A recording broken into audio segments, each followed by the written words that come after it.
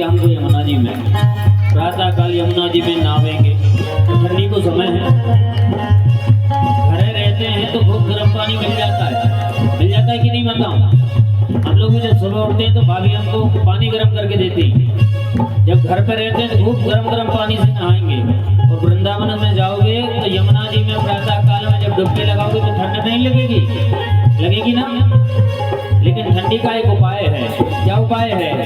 अगर कहते हैं ना ठंडी लग रही हो अच्छी बढ़िया की तो लाके ताली बजाओ। जब ताली बजेगी तो शरीर में गर्मी आएगी कि नहीं आएगी? आप भी बजाइए बड़े भाव से। माता है आप लोग भी, पीछे वाले भैया आप लोग बड़े भाव से ताली का सिर करते हुए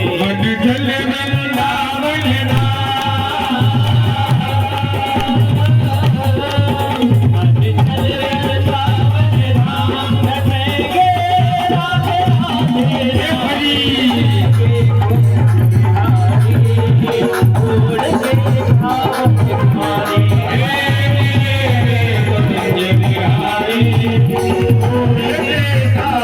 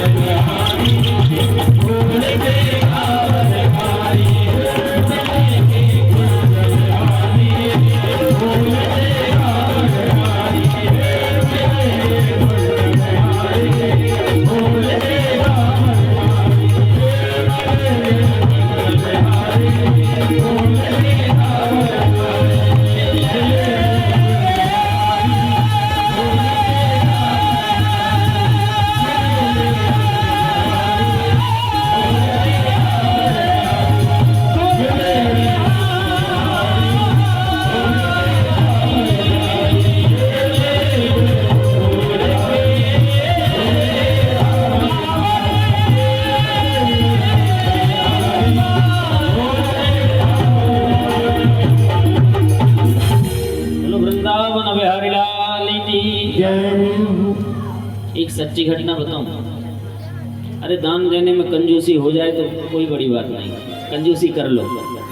ताली बजाने में काय की कंजूसी? ताली तो बजा ही सकते हैं, पर ताली में भी कंजूसी हो रही साहब। एक सच्चे कंजूस की कथा आती है भक्तमाल में। एक इतना बड़ा कंजूस था, इतना बड़ा कंजूस कि कुछ नहीं करना चाहता था, बस सोना उसको पसंद था। सुबह उठा, जितने टाइम भी उठ गया, नहा लिया, धो लिया, कपड़े धुलना है तो धुल दिए, नहीं तो घर परिवार वालों ने धुल दिए। ऐसे लोगों की शादी भी जल्दी हो जाती है, कंजूस लोगों की शादी जल्दी हो जाती है, पैसे अच्छे दबा के रखते हैं। और आज संबंध उन्हीं का हो रहा है जिनके पास पैसा है। पहले सम संबंधी बना करते थे, आज अर्थ के लिए सम संबंधी बनते हैं, लेन देन पर ही संबंधी बनते हैं आज की दृष्टि में। पर पहले के लोग कहते थे, बड़े बुजुर्गों ने अगर कह दिया संबंध पक्का तो पक्का, जान चली जाए पर वचन न जाए, ये हाल था। अब तो मम्मी पापा देखने अलग जाएंगे, जीजा बहन अलग जाएंगे, फिर बचेगा तो कहीं नहीं, अभी लड़का ने तो देखा ही नहीं। ये सिस्टम चल गया साहब। मतलब लड़का लड़की अगर पसंद करें तो विवाह हो, अच्छा पसंद नहीं आया तो कहीं कैंसिल। लेकिन पहले का नियम था कि एक बार बड़े बुजुर्गों ने हाँ कर दी, संबंध पक्का तो फिर पक्का। लड़की पढ़ी लिखी हो, लड़का पढ़ा लिखा हो या ना हो, संबंध हो गया तो हो गया। आज तो 10वीं अगर पास लड़की है तो अरे हमारी लड़की पढ़ी लिखी, हमें तो नौकरी वालों चाहिए। अब भाई नौकरी वालों चाहिए तो नौकरी वालों भी तो विचार करता होगा कि हमको भी नौकरी वाली चाहिए, हमको भी पढ़ी लिखी चाहिए। विचार करना इस बात पर कि अगर आपकी लड़की पढ़ी लिखी है तो आपको लड़का पढ़ा लिखा चाहिए, तो लड़के की भी तो कोई मुराद होती होगी, हमको भी नौकरी वाली चाहिए। इसी प्रकार के टन लगी रहे तो क्या संबंध हो सकते हैं? क्योंकि धीरे धीरे सबकी आकांक्षाएं बढ़ती जा रही हैं, संबंध नहीं हो सकते। एक बात और ध्यान रखना माताओं, लड़की अनपढ़ मिल जाए, लड़का पढ़ा लिखा मिल जाए, जीवन पर्यंत उसके साथ निभा लेता है। लड़का अगर अनपढ़ मिल गया और लड़की अगर पढ़ी लिखी मिल गई, सब अन्न बनती रहेगी जैसे ये कर रहा है। बोलो नर्मदा मैया की। इसके ऊपर भारी लोड है भैया, पहले दिन से देख रहा है। कोई बात नहीं, हीट करन एक आध दानवर कह दो, कर लो। तो मैं निवेदन कर रहा था, लड़की अगर पढ़ी लिखी मिलती है लड़के को तो लड़के को बर्दाश्त नहीं कर सकती साहब। और लड़का अगर पढ़ा लिखा है, लड़की अनपढ़ है तो भी जीवन लेकर के पर्यंत चलता है। ऐसा मैं इसलिए कह रहा हूं, मैंने ये देखा है, प्रत्यक्ष रूप से देखा है। तो भैया अर्थ के लिए संबंध मत बनाओ, समान रूप से चलायमान रखने के लिए संबंध बनाओ। जो चलायमान होते हैं संबंध वे बहुत दूर तक जाते हैं, और जो अर्थ के लिए संबंध बनते हैं वे कुछ दूर तक जाते हैं। अच्छा एक बात बताओ, 4 व्हीलर अगर आपको दे भी दी तो कितने दिन खाओगे?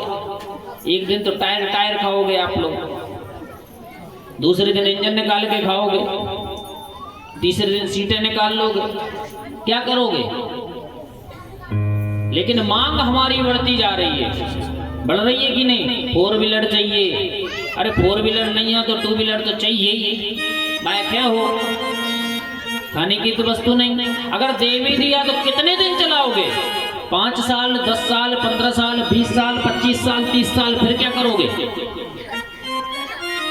जीवन पर्यंत तो वह कार्य में नहीं आएगी आपके। लेकिन अगर संबंध अच्छा है, व्यवहार अच्छा है, तो जीवन पर्यंत काम आएगा। एक सच्ची घटना है जबलपुर की, सच्ची घटना। विवाह 6 साल हो गए। अब भाई जो कुछ दे करके आएगी, 4 व्हीलर लेकर के जो कन्या आएगी, तो वो काम क्यों करेगी? क्यों काम करेगी? आपने पहले ही उसको बेच दिया है लड़के को, क्या कह करके, भाई हमको 4 व्हीलर चाहिए। अब 4 व्हीलर चाहिए तो तुमको मिल गई। अब लड़की कहेगी हमको रोटी चाहिए तो बना कर दो। फिर शिकायत क्यों करते हो कि हमारी बहू कुछ काम नहीं करती? अरे बहू काम क्यों करे? मांग करके तो आपने लिया है उससे, मांगो मत। मैं कहता हूं कि बिन मांगे मोती मिले, मांगे मिले न भीख। बिन मांगे तो रहो, देखो आप कितना मिलता है आपको। और कोई भी बेटी का पिता अपनी बेटी को क्या नहीं देना चाहता? सब कुछ लुटाना चाहता है, सब कुछ देना चाहता है, अपनी जीवन की खुशियां प्रदान करना चाहता है। वह क्या नहीं देना चाहेगा?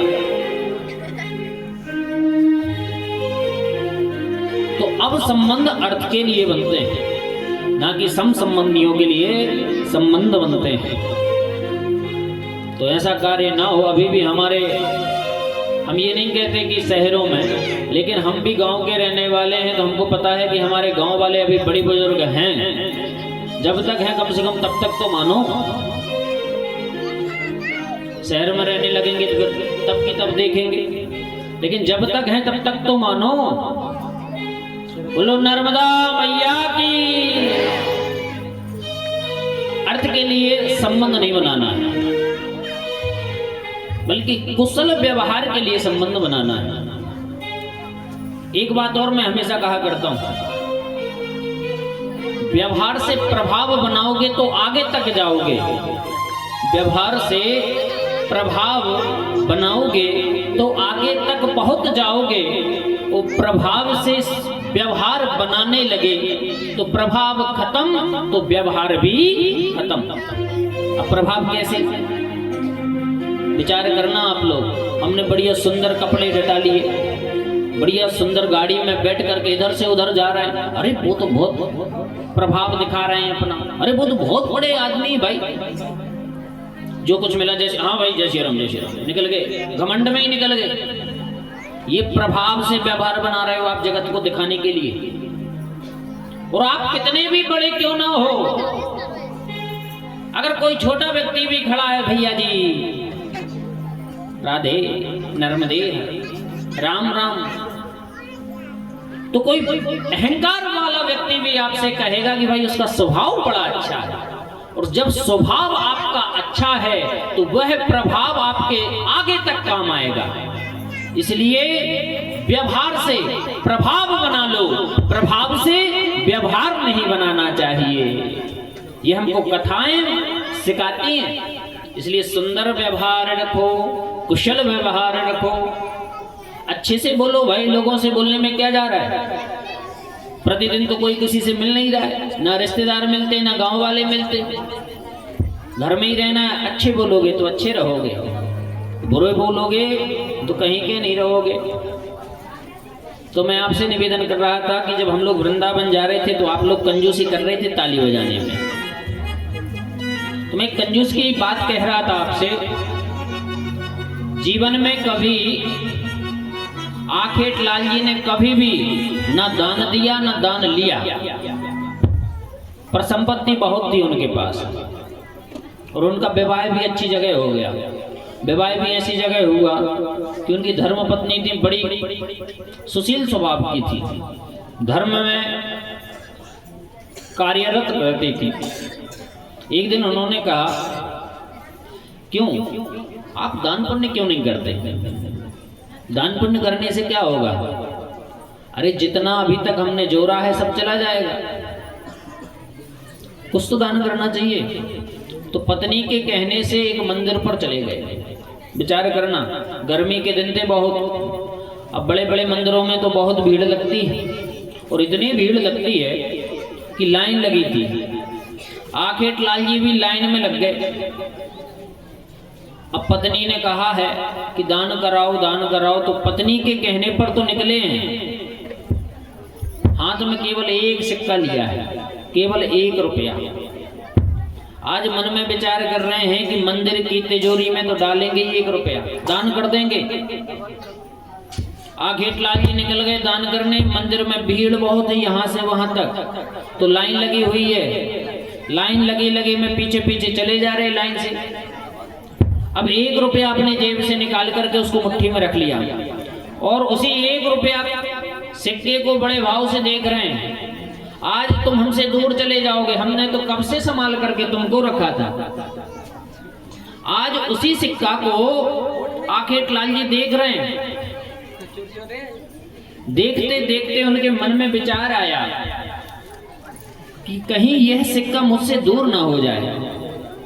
फिर भी उसी के विचार करते हुए भगवान की ओर आगे बढ़ रहे हैं। ध्यान रखना, आप लाइन में लगे हो, मुट्ठी बंदी है, उसी सिक्का को आपने मुट्ठी में बंद कर लिया है।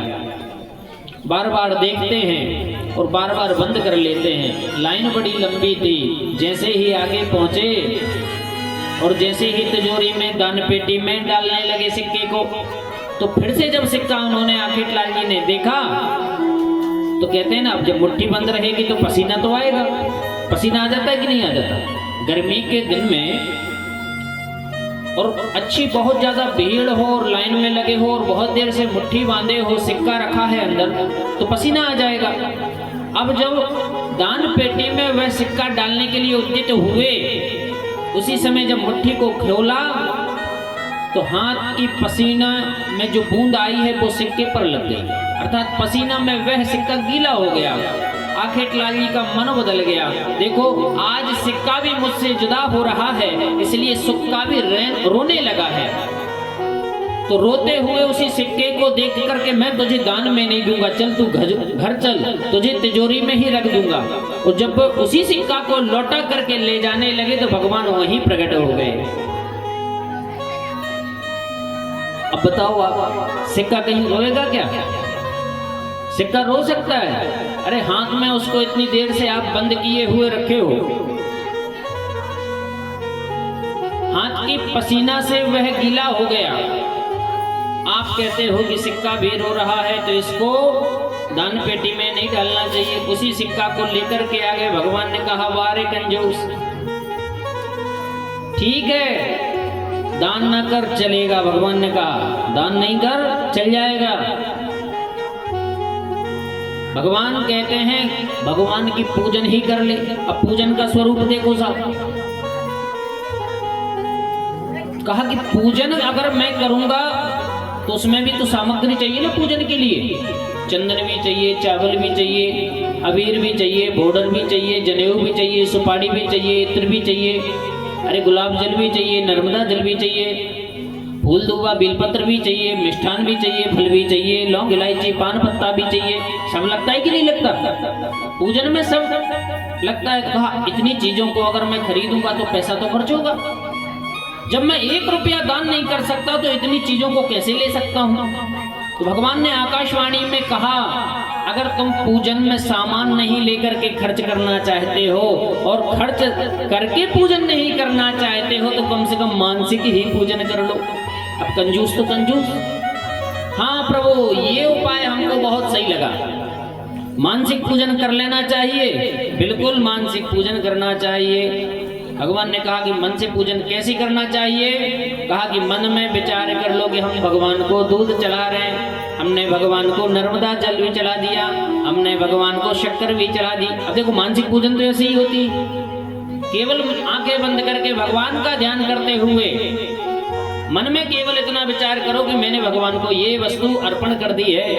अब कंजूस आखेट लाल जी इतने मानसिक पूजन कर रहे हैं, भगवान हमने आपको जल चढ़ा दिया है, भगवान हमने आपको दूध से स्नान करा दिया है, भगवान हमने आपको नर्मदा जल से स्नान करा दिया है। अब पंचामृत की बारी आई साहब। पंचामृत में देखो साहब कितनी चीजें डलती हैं, दूध, दही, घी, शक्कर और शहद। इन 5 चीजों से पंचामृत बनता है। जब 5 चीजों से पंचामृत बना